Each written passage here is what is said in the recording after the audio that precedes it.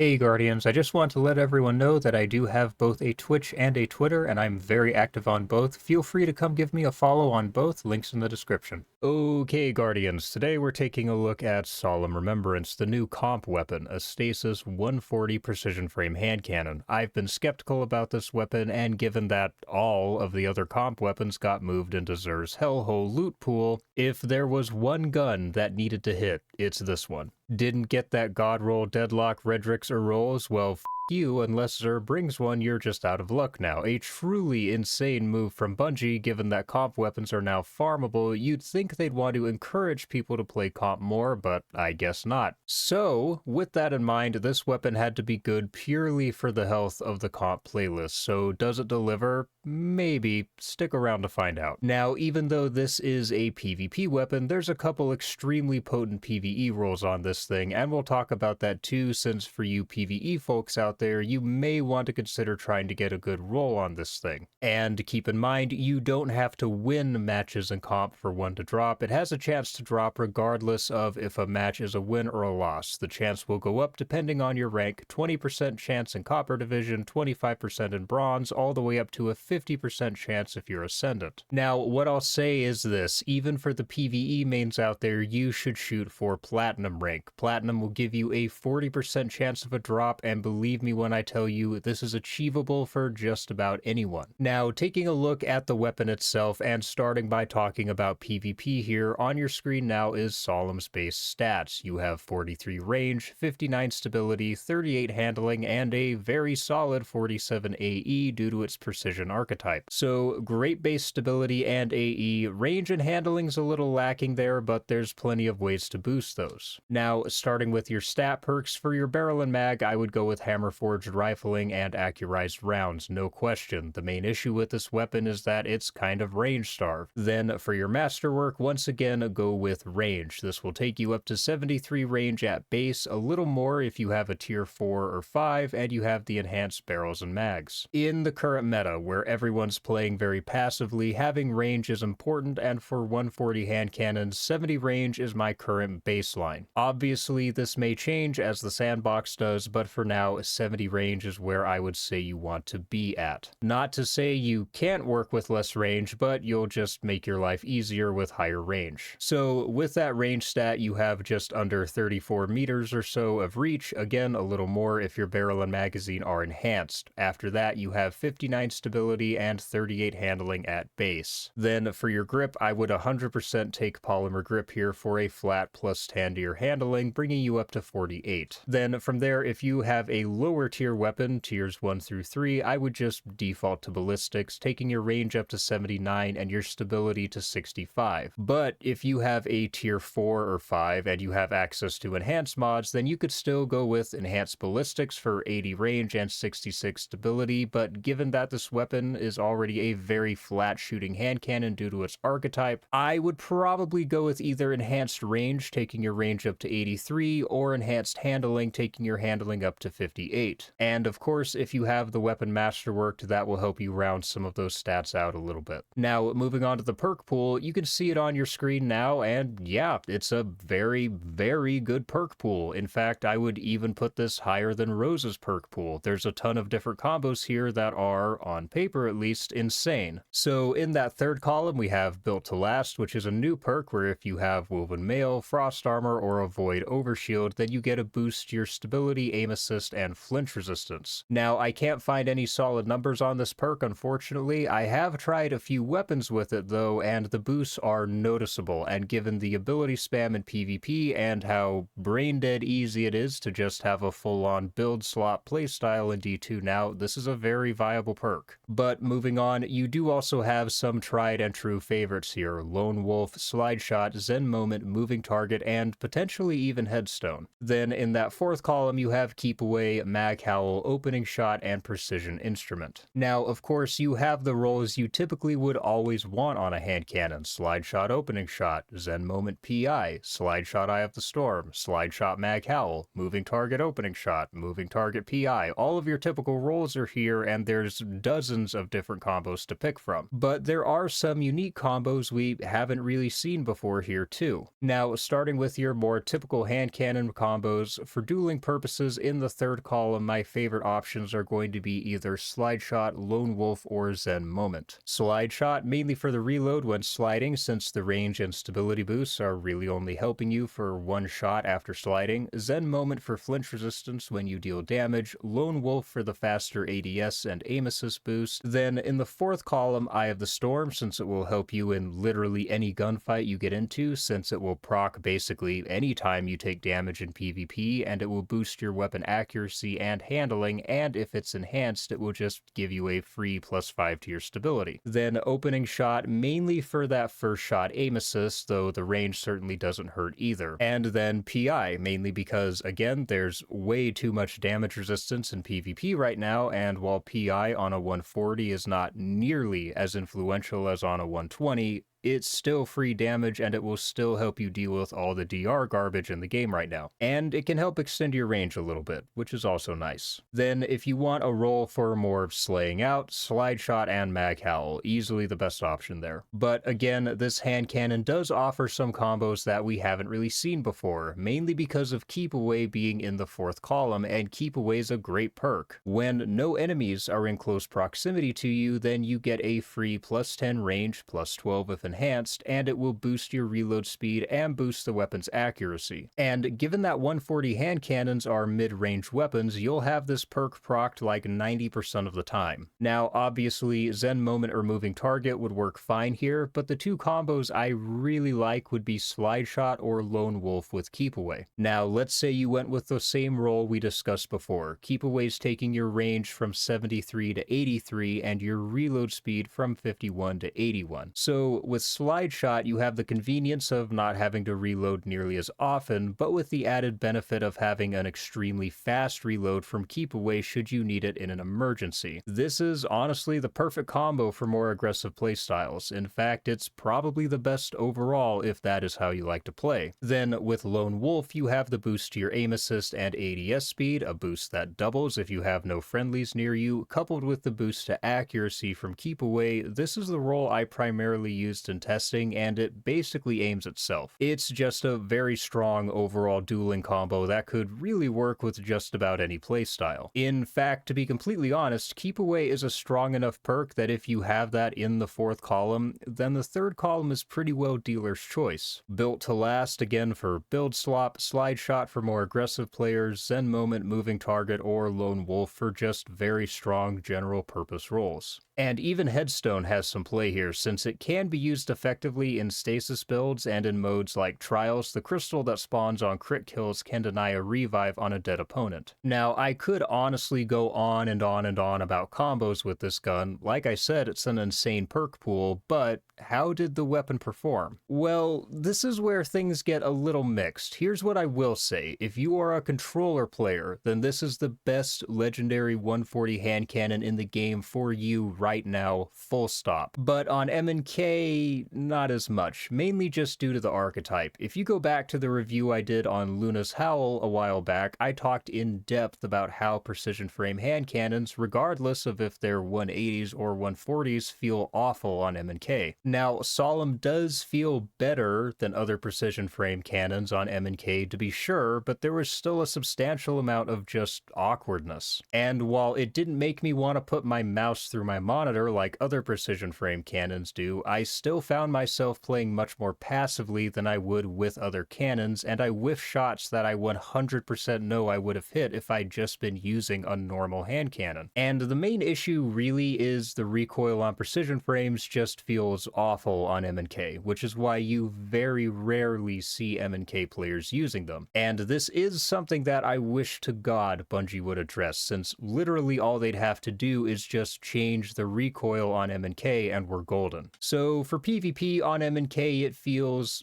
okay, but if you're a roller player, this is the best 140 in the game, barring Hawkmoon. That being said, in the current sandbox, would I use Solemn Remembrance on either input? If we're talking about modes with stakes, like comp or trials, sort of, then I'd still take Graviton Spike or a 120 pretty much regardless of input device in most cases. In certain scenarios where a 140 may seem like a better choice, then if you're on roller, yes, absolutely. If you're on M&K, stick with Rose. So PvP-wise, Solemn is a decent hand cannon on M&K and an S tier 1 on roller for its archetype. It's just not the best choice inside of the current meta, but honestly that could be said for most 140s. Graviton Spike is, well, it's Grav Spike, and 120s are just universally easier to use than 140s, so use Solemn Remembrance at your own risk. Now, what about PvE? Well, there's actually some very strong combos here too, surprisingly strong given that comp weapons are usually almost entirely PvP focused, but there are combos here that I do think even the most devout PvE mains should probably consider chasing. Now, in that third column you have Impromptu Ammunition, where final blows from the weapon just increase ammo meter progress from all sources for a short time. The strength here is pretty self-explanatory. And then you have Headstone. Fourth column, Firefly and Rhyme Stealer. Now, obviously, the combo everyone wants is Headstone with Firefly. I remember not being the biggest fan of this combo on the Pale Heart hand cannon, but it does seem to be performing better these days. For just raw ad clear, the strength here is obvious. Firefly causes enemies to explode on precision kills. Precision final blows will spawn a crystal with Headstone, shatter the crystal for another explosion. It's pretty obvious why people like this combo here. It's strong pretty much regardless of your build, and there's still plenty of different ways you can build into it. Obviously, Headstone will work well for a wide variety of stasis and prismatic builds, and Firefly will turn this weapon into an orb printer with some siphon mods. But the main appeal of this role is that it's just going to be extremely strong overall. Regardless of if you build into it or not, it'll put in work. Outside of that, you have Rhyme Stealer and Headstone, also a great combo for stasis builds, particularly for Frost Armor builds or Mask of Fealty builds. And then Impromptu Ammunition with Firefly if you want something that just helps your special ammo generation. I particularly liked Impromptu Ammunition on my main PvE loadout that mostly uses Choir of One. So while combos here are limited, they're very strong and definitely worth considering. Even if you hate playing PvP, this is probably worth chasing, and keep in mind that realistically, you honestly probably won't have to be in there for all that long. PvE isn't like PvP. You do not need that perfect 5 out of 5 or even a 4 out of 5. If you have the combo you want in the third and fourth columns, that's it. You're done. You're free. You can go back to PvE, and given that comp weapons are now farmable and always have a chance to drop at the end of a match, this should be easy enough to acquire. So overall, Solemn Remembrance is an okay PvP weapon on M&K, a great one on controller, and though choices are somewhat limited, it's extremely strong in PvE as well. Now, is this a worthy replacement to